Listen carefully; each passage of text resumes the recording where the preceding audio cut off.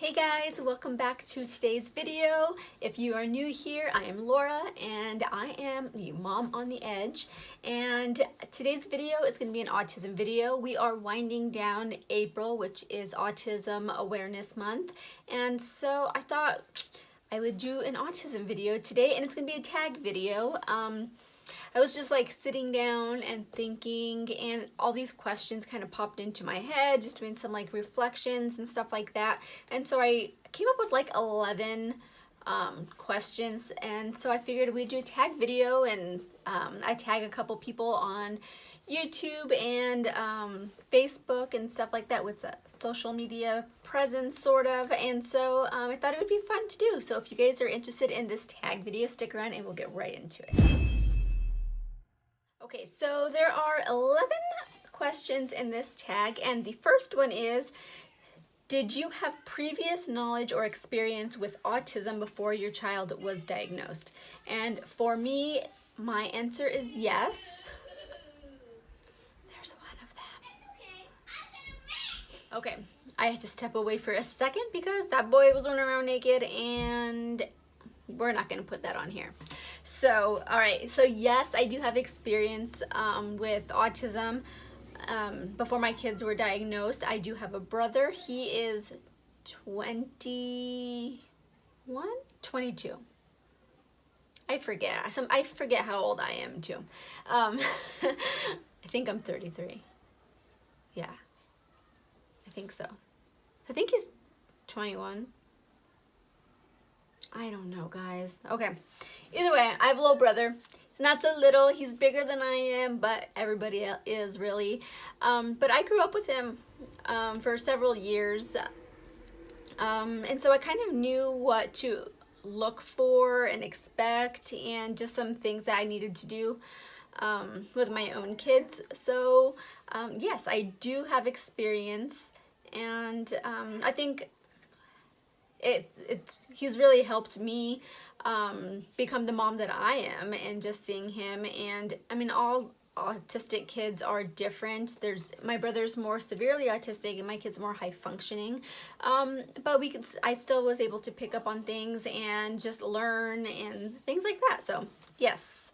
All right, second question, what have you learned about yourself? For me, I have learned that, I guess, I mean, it sounds just crazy that I am just like, stronger than what I thought I was. I've heard of like stories. I've read, there's been like documentaries on TV of like families. I still remember this one. It was a family, and they had twin daughters that were blind and deaf. And I was like, oh my gosh, like, how does one do that? I'm like, I can never do that. But whenever they are your children and you just love them so much, you really dig deep down and you find that you really do have the strength that you never thought you had. And yeah, so I love my kids for that. So 3, how have you changed? Well, because both of my kids have autism, I kind of didn't go from that transition of, having a typical child to, having an autistic child. That's all we know. And I think it really works out for our family. But I've changed in the aspect of, oh my gosh, how do I even, just being a better person. I've learned that things do not go as planned, and you really just have to roll with the punches and do what really just works best for you and your family. And I've never been one to really care what other people think. Like, I just do me.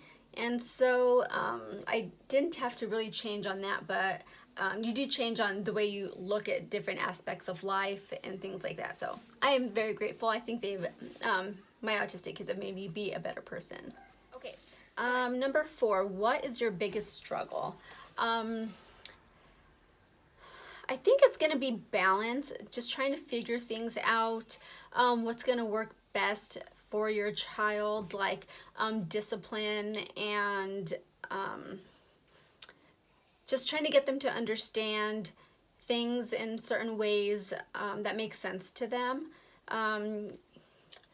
We have the same struggles as everybody else, I think.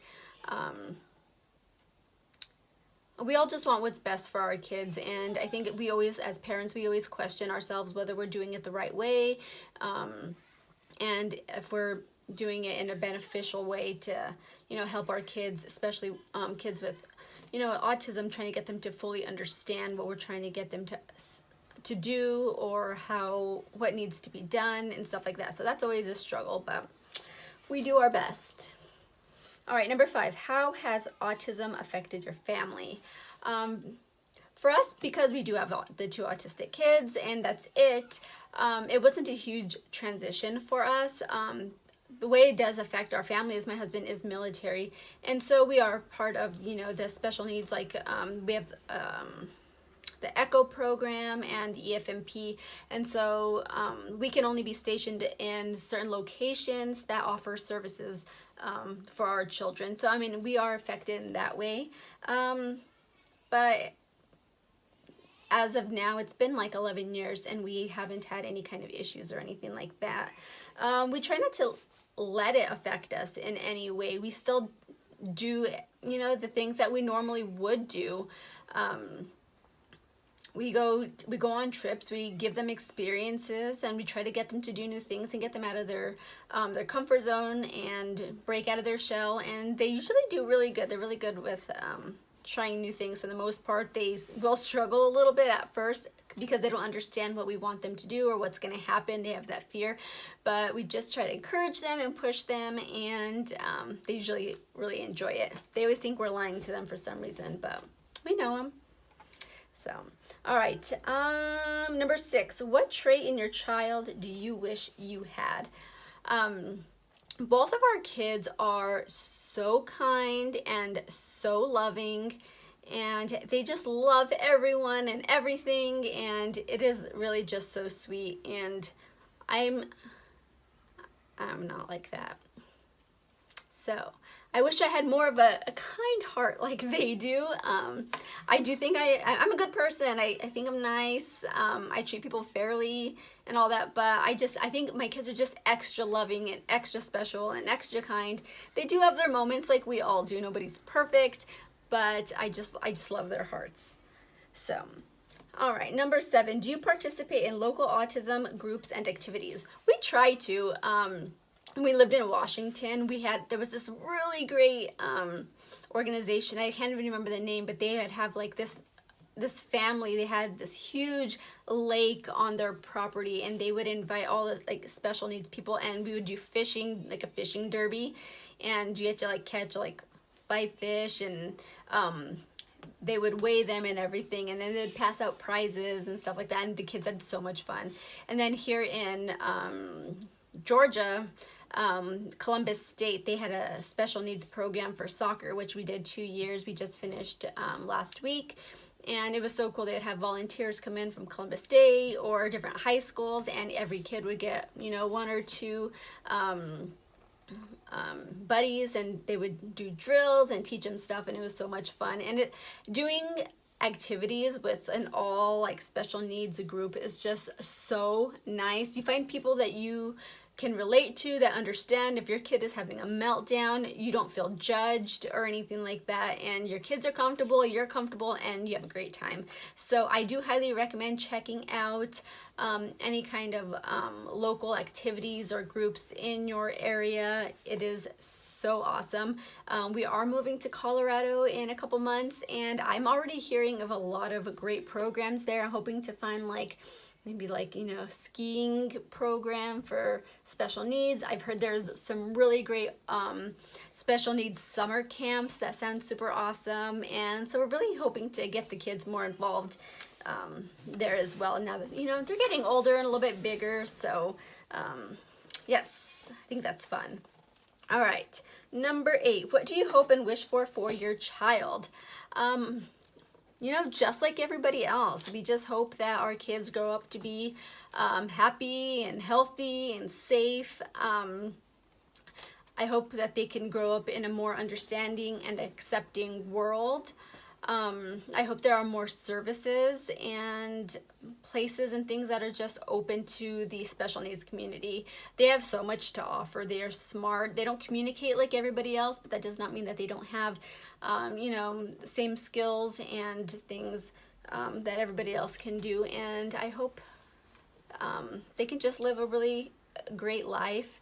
And I don't know if they're ever going to get married or have children. I don't know. PJ's 10 and Jack is 7. We don't know what's going to happen, how they're going to progress or anything like that. And so no matter what happens, I just hope that they're healthy and happy. All right. So number 9, what skills have you learned to help your child? Patience. Our kids are more verbal, so we didn't have to learn like any kind of sign language or anything like that. Sounds like my kids are fighting downstairs. I heard Jack's dinosaur voice. I think they're okay. Okay. All right. So definitely I've had to learn a lot more patience. I had to learn how to communicate with them so that they understand. We've had to come up with different techniques so we can get things done. So yeah, it's all a learning process, and I think it's with everybody, every child. They understand and they learn differently, and so yeah, patience. We all need more patience. Okay, it's number 10.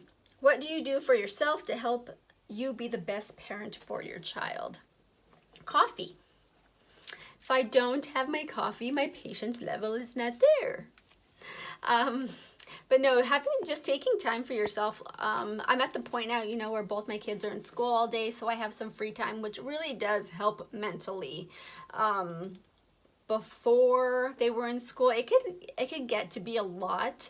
Luckily, my husband was super great whenever I would, home all day with 1, 2 kids all day with no break, with giving me those breaks. And taking time for yourself is just so important, just to, reflect, clear your mind, just know that your kids are with somebody that you feel safe with, and just like empty out your brain, think of something, silly, watch some trash TV, just get your mind in a non-stressed out way. Go get a massage.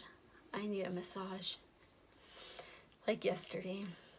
But yeah, luckily, kids are in school, so I have time to myself, which is nice that way, because after school, when they get home, it's craziness, y'all. We got shoes going, we got backpacks going, we got homework, we need snacks, because God forbid there not be a snack ready. So yeah, y'all take time for yourselves. Mental health, it's important. All right, so number 11, what piece of advice would you give to a new autism parent? I would say if your child has just been recently diagnosed with autism, is to a lot of people find like they need to do kind of like a mourning. They see a loss of what they may not have, things that they may have wished for, hoped for their child, getting married, having children, but you just need to focus on right now. Don't think of, in 30 years, what's gonna, are they gonna get married or not? Focus on now, how can I get them to be the better version of themselves? Like, how can I get them to be better tomorrow or next week? And how are we gonna get to that place in 30 years? So it's small steps. Take it day by day and don't stress out over it. Your child is perfect the way they are, and they just need maybe some, extra love, extra help, extra steps, a different form of communication, and look at those special things that they have going on. PJ's great with math. And, you know, she loves drawing. Find those things that they are really good at and use those things to help them in other aspects of their lives. Like, you know, if, say PJ needed help with math, but she likes to draw, you know, counting. Have her draw some cats and then count cats if she's, you know, if you're having trouble with your numbers. You like incorporate their strong suits to help them with their weaknesses. So that is what I say. So that is my autism parent tag. I hope you guys enjoy this. I am going to tag, where's my paper? Nicole Burgess. She is another YouTuber here. She has a fantastic channel. I absolutely love it. She's an autism mama. She is a science teacher. She is kicking butt on keto. She is crushing it. She does some great videos. She does Dollar Tree. She does cooking videos. She has amazing recipes on her channel. If you guys been following me on Instagram, that lemon pound cake, I got that recipe from her. She's killing it, and she's been doing some great try-on hauls. Yeah, just great videos all around. Super cool.